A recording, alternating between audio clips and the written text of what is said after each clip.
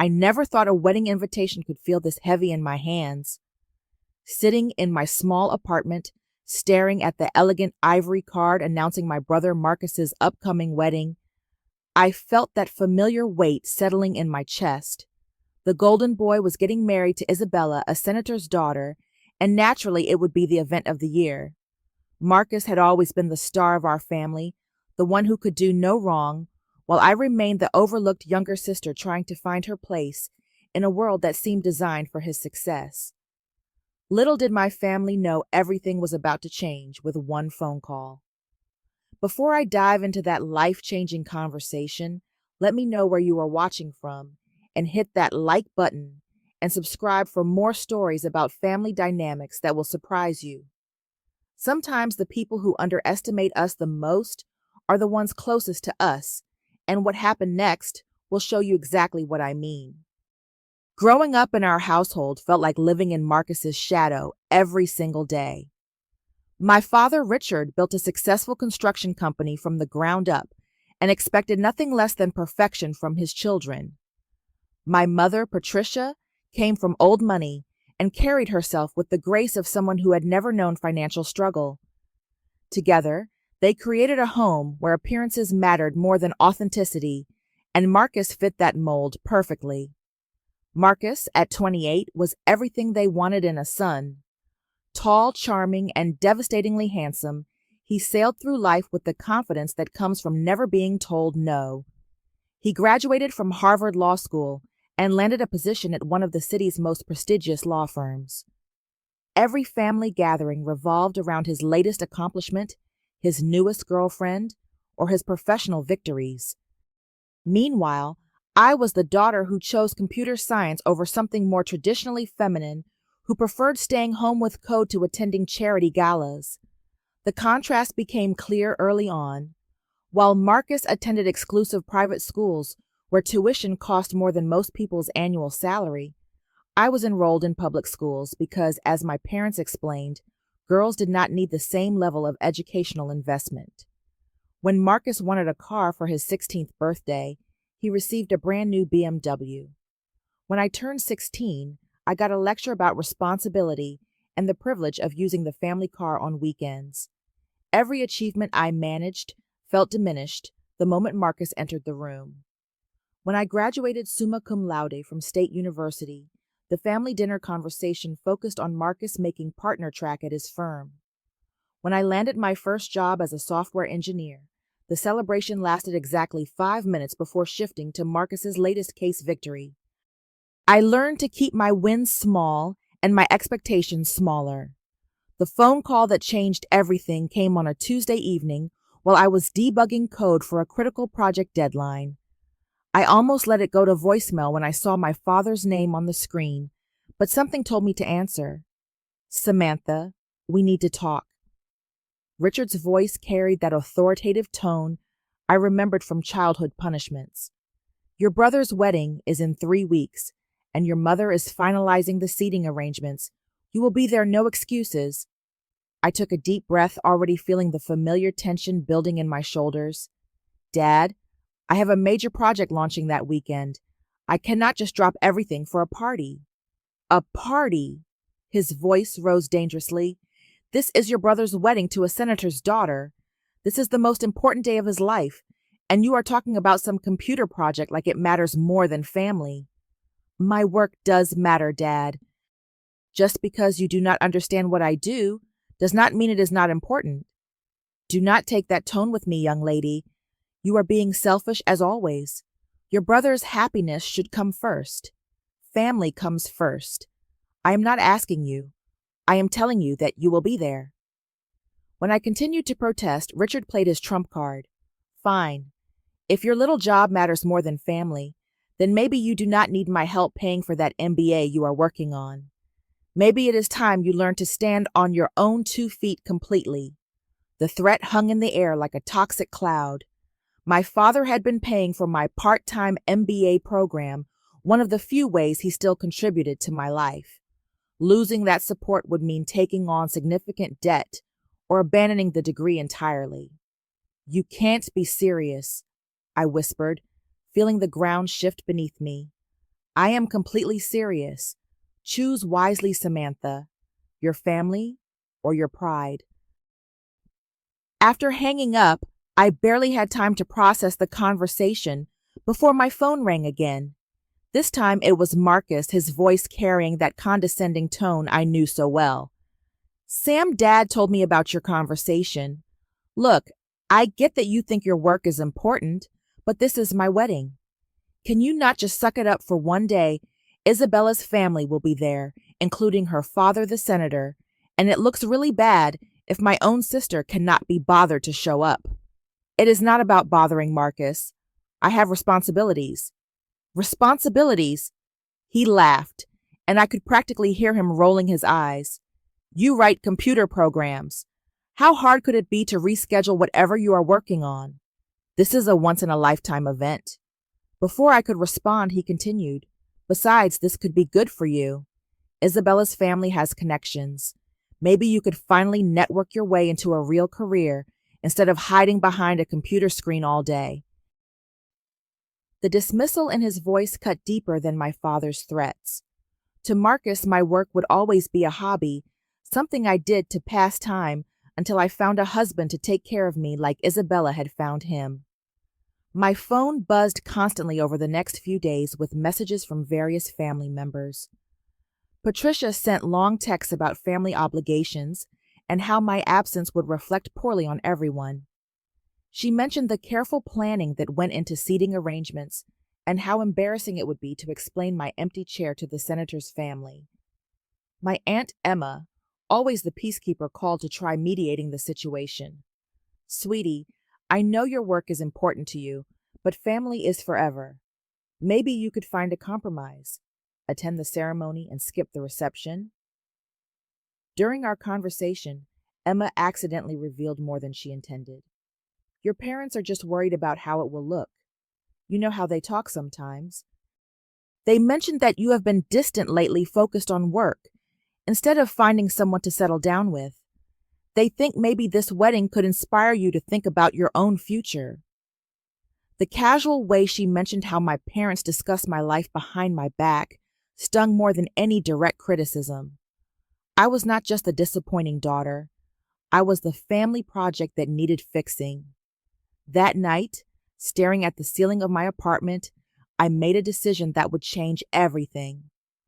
I would attend Marcus's wedding, but not for the reasons my family expected. I would not go as the apologetic younger sister grateful for their forgiveness. I would go as myself fully and unapologetically, and let them see who I really was for the first time. The irony was rich. My family was threatening to cut off their financial support at the exact moment when I needed it least. What they did not know, what I had carefully hidden from them for years, was that I had not just survived without their help. I had thrived beyond their wildest imagination. While my family saw me as a struggling computer programmer who needed their financial support, the reality of my professional life painted a completely different picture. I was a senior software engineer at Technova, a startup that had recently achieved unicorn status with a valuation exceeding $1 billion. My salary alone was $280,000 annually, plus equity options that increased in value every quarter. The project I was working on when my father called was not just any assignment. I was leading the development of an artificial intelligence platform for healthcare diagnostics, a revolutionary system that could detect early-stage diseases with 97% accuracy. The contract was worth $15 million, and 3 major hospital systems were already lined up to implement our technology. I had deliberately kept my success quiet for several reasons. First, my family's reaction to any of my achievements had always been lukewarm at best, overshadowed by whatever Marcus was accomplishing. Second, I knew that revealing my income would fundamentally change how they treated me, and I wanted their respect to be genuine, not motivated by money. Finally, part of me enjoyed the freedom that came with their low expectations. The contrast between my real life and their perception was staggering. While they worried about my career prospects, I was regularly featured in tech industry publications as one of the youngest senior engineers at a major startup. While they assumed I needed their financial help, I was actually contributing more to my retirement fund each year than most people earned in total. Marcus, their golden boy, made $95,000 a year at his law firm. It was a respectable salary by any standard, but it was less than half of what I earned, and that was before considering my equity compensation. The irony was delicious, even if I was the only one who could appreciate it. As the wedding approached, I found myself making preparations that went far beyond selecting an appropriate outfit.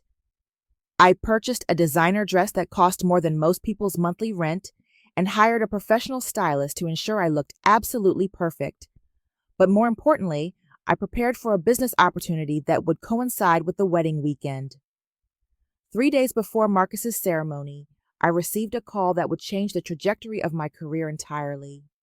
David Chen, the CEO of Technova, wanted to promote me to the board of directors, making me the youngest person ever to hold such a position at the company. The promotion came with a salary increase to $400,000 annually, plus a significant equity boost. "Samantha, you have been instrumental in our success," David explained during our video call. "Your AI platform is going to revolutionize healthcare, and we want you to help guide the company's strategic direction. This board position reflects not just your technical skills, but your leadership potential." The timing felt like the universe was orchestrating something spectacular. Here I was, being offered a position that would make me one of the most powerful people in a billion-dollar company, while my family continued to treat me like a child who needed their guidance and financial support. The wedding preparations at home were a study in controlled chaos. Patricia had transformed our house into command central for what she called the social event of the decade. Flower arrangements arrived daily. Seating charts covered the dining room table, and phone calls about catering details interrupted every conversation. During the rehearsal dinner, I sat quietly at the family table, observing the carefully orchestrated performance of wealth and status. Marcus and Isabella held court at the head table, regaling guests with stories of their European honeymoon plans and their future home in the most exclusive neighborhood in the city. Richard stood to make a toast, his chest puffed with pride as he addressed the room. "I want to thank everyone for being here to celebrate my son Marcus, who has made me so proud. From Harvard Law School to his position at Sterling and Associates, he has always been destined for greatness. I am so proud of my successful son and the beautiful bride he has chosen." The words hit exactly as intended. Once again, Marcus was the star, while I remained invisible at the family table. Patricia nodded along, dabbing her eyes with a lace handkerchief, as if overcome with emotion at her son's perfection. Later that evening, I overheard my mother talking to one of Isabella's aunts near the powder room. "Oh, our daughter Samantha is still trying to find herself," Patricia said with a slight laugh that sounded apologetic. "She is very smart, of course, but you know how these creative types can be, always chasing the next project instead of settling down like her brother." The dismissiveness in her voice crystallized something inside me. Tomorrow was not just Marcus's wedding day. It was the day my family would finally see me clearly for the first time in my life. That night, I received an email that felt like a sign from the universe. Technova had been approached by a consortium of investors interested in purchasing a minority stake in the company for $50 million. As a board member, I would be directly involved in these negotiations, which were scheduled to begin immediately after the weekend. I stared at my laptop screen, watching the cursor blink in the email draft I was composing. Tomorrow, I would attend my brother's wedding, but I would also be handling business that would affect hundreds of employees and millions in revenue. The contrast between my family's perception and my reality had never been starker. The morning of Marcus's wedding dawned clear and crisp, perfect weather for what everyone expected to be a flawless celebration. The venue was the Four Seasons Ballroom, decorated with white roses and gold accents that probably cost more than most people's cars. 300 guests from the city's elite social circles would witness what Patricia kept calling the union of two prominent families. I arrived at the venue looking nothing like the understated invisible daughter my family expected. My stylist had worked magic with a navy blue designer dress that fit like it was made for my body and professional hair and makeup that transformed me into someone who clearly belonged in rooms where important decisions were made. The ceremony proceeded exactly as rehearsed. Marcus looked handsome in his custom tuxedo, and Isabella was radiant in a dress that reportedly cost $30,000. They exchanged vows that their wedding planner had helped them write, promising to love and honor each other in sickness and health, for richer or poorer, though based on both their families' wealth, the poorer part seemed unlikely to be tested. During the reception, I found myself seated at table 12, far from the family table, but close enough to observe everything. My table companions were friendly enough, mostly family friends, who remembered me as Marcus's quiet little sister, but were polite enough to make conversation. The real drama began during cocktail hour when my phone rang with a call I could not ignore. The caller ID showed David Chen, and I knew that the investors we had been courting were ready to make their final decision about the $50 million deal. Samantha, I am sorry to call during your family event, but Thompson Industries wants to finalize everything today. They are prepared to wire the funds Monday morning, but they need confirmation on the technical specifications you developed. I glanced around the elegant reception area, weighing my options. This call could determine the future of our company and my own financial security. Give me 5 minutes to find somewhere private.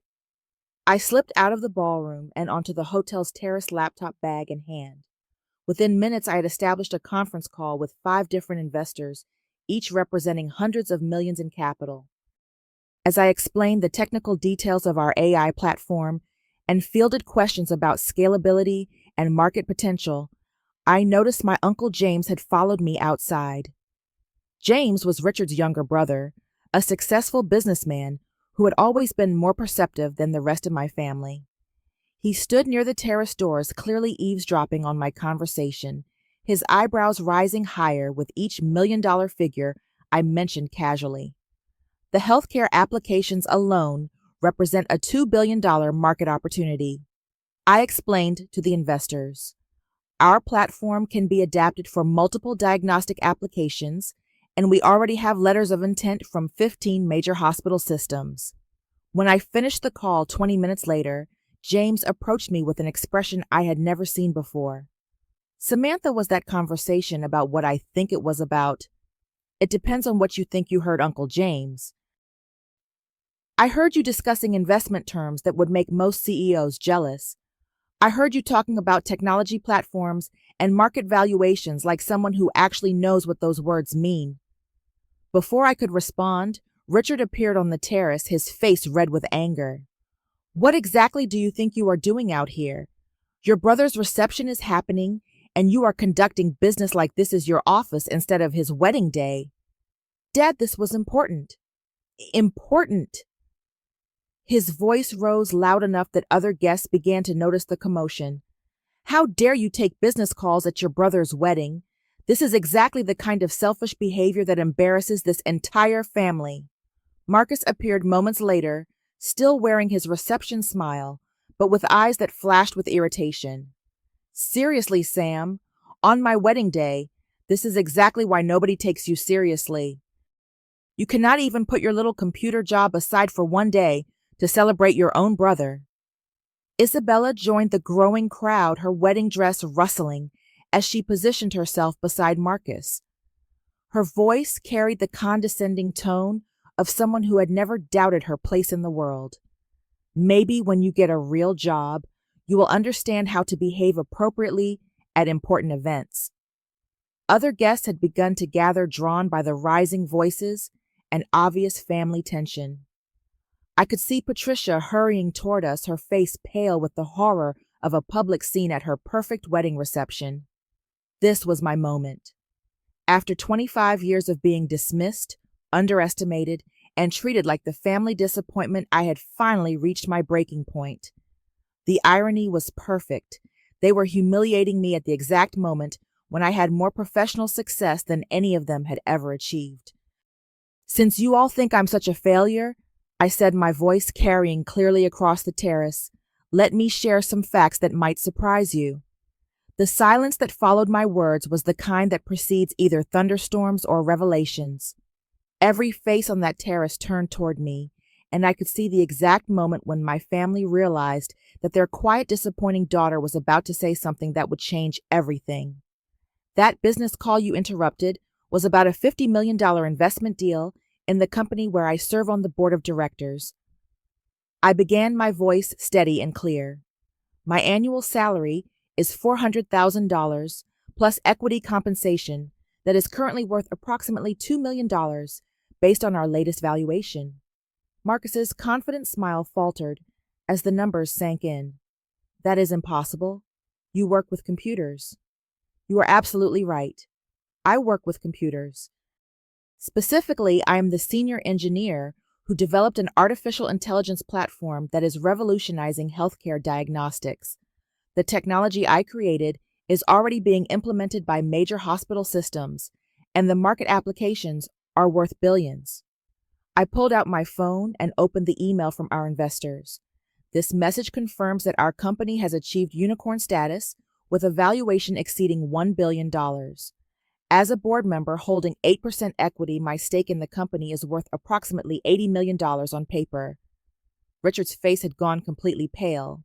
$80 million. That cannot be real. Uncle James stepped forward, his businessman instincts recognizing the truth in my words. Richard, I heard the entire investor call. She was discussing terms and technical specifications that would require someone at the executive level of a major company.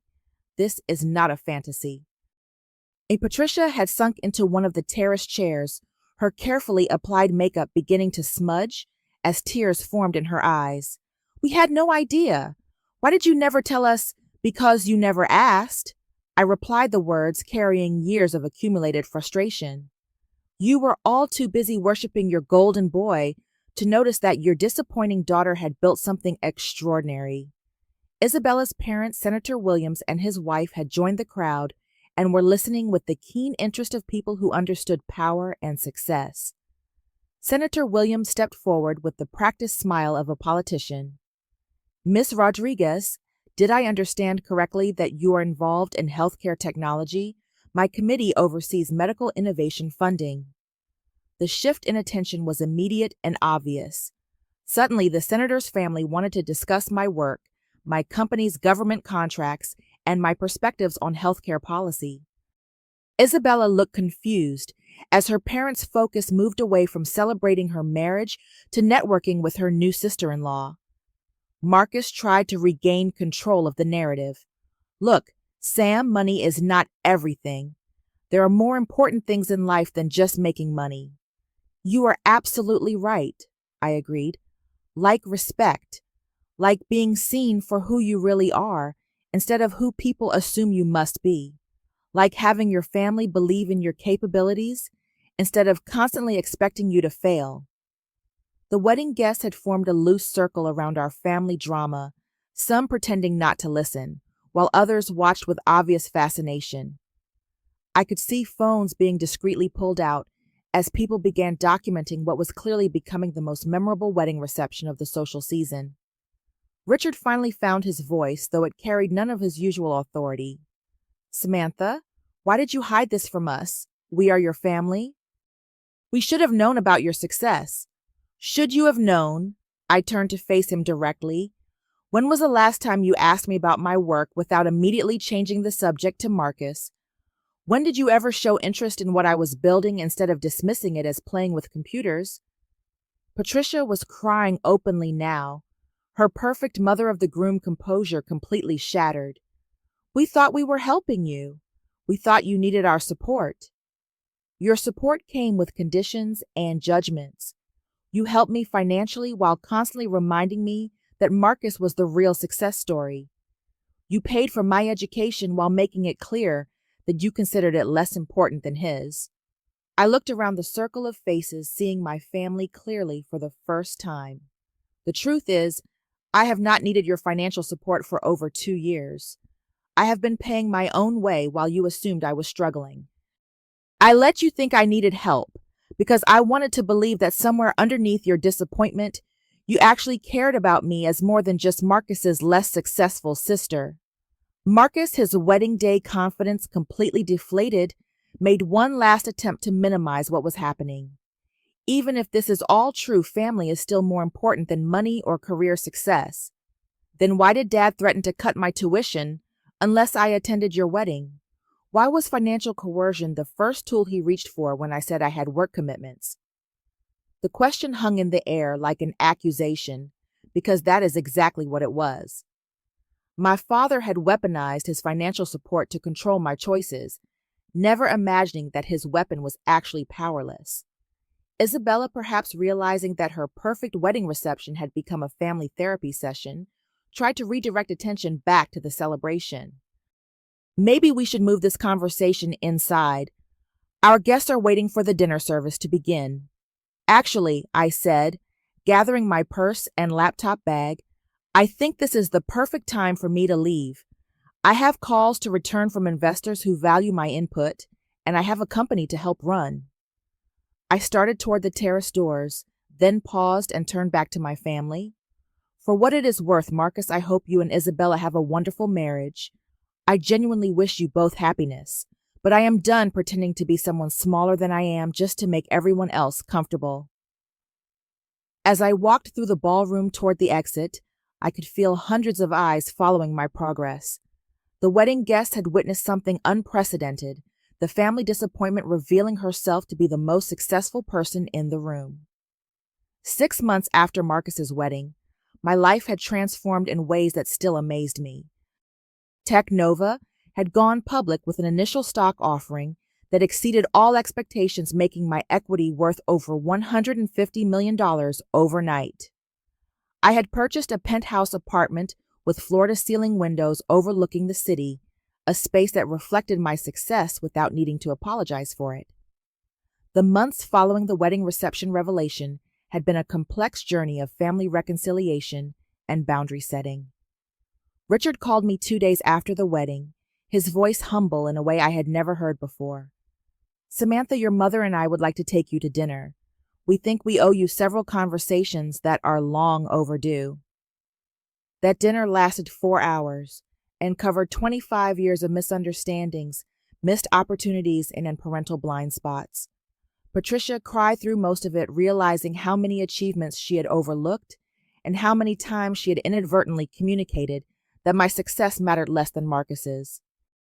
We thought we were protecting you by having lower expectations, she explained through tears. We thought the pressure we put on Marcus was helping him, and we were trying to spare you from that same stress. Richard struggled more with the conversation, his businessman pride clashing with the recognition that his supposedly struggling daughter had outperformed his golden son by every measurable standard. I built my company from nothing, and I thought I understood success. But what you have accomplished, the technology you have developed, it is beyond anything I could have imagined. Marcus took longer to process everything.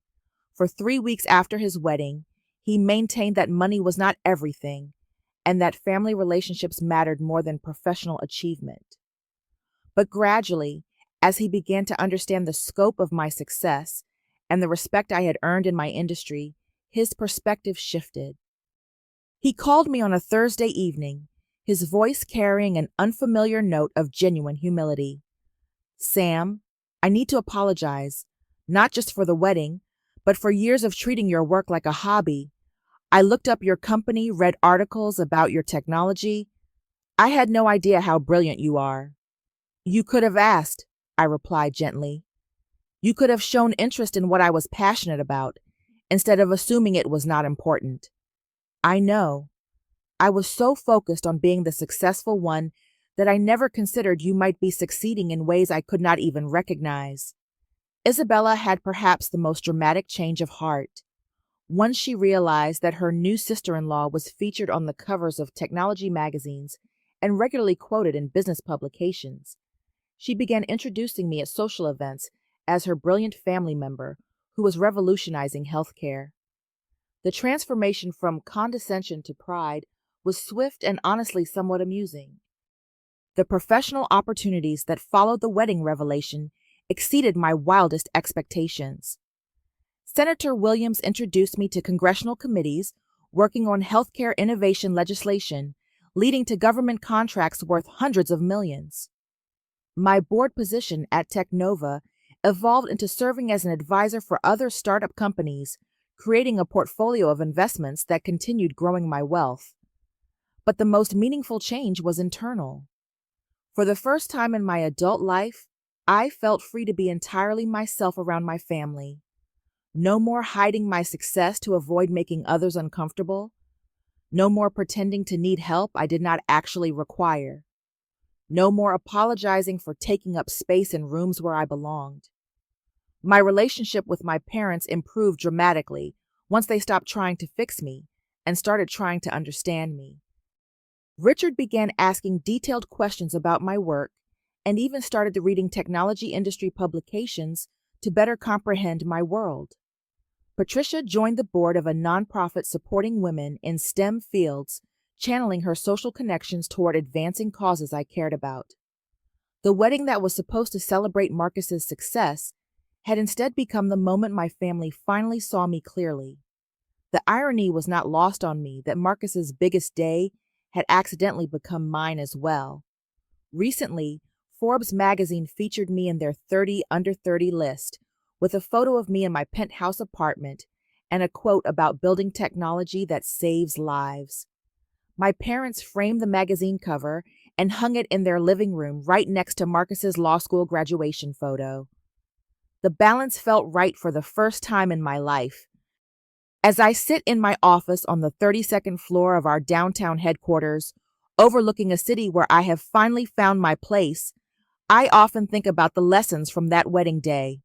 Sometimes the people who underestimate you give you the greatest motivation to prove them wrong. I learned that my worth does not come from family approval, but from believing in myself when nobody else did. The best revenge is not anger. It is success they never saw coming. But even better than revenge is the moment when your family stops trying to change you and starts celebrating who you actually are. My father no longer threatens to cut off financial support because we both know it would be meaningless. My mother no longer worries about my future because she finally understands that I am building it myself. And Marcus no longer sees me as his disappointing little sister because I showed him that success comes in many forms, and sometimes the quietest person in the room is also the most powerful. The wedding invitation that once felt so heavy in my hands had become the catalyst for the most liberating moment of my life. Sometimes you have to let people see exactly who you are, even if it means disrupting their perfectly planned celebrations. Sometimes the truth is worth more than keeping the peace, and sometimes the family disappointment turns out to be the family success story that nobody saw coming. Have you ever felt underestimated by the people closest to you? Share your story in the comments below about a time when you surprised everyone with your achievements. Do not forget to like this video if my story resonated with you, subscribe for more stories about family dynamics and personal growth, and share this with someone who might need to hear that their worth is not determined by other people's expectations. Thank you for taking this journey with me, and remember that your success story is still being written no matter what anyone else believes about your potential.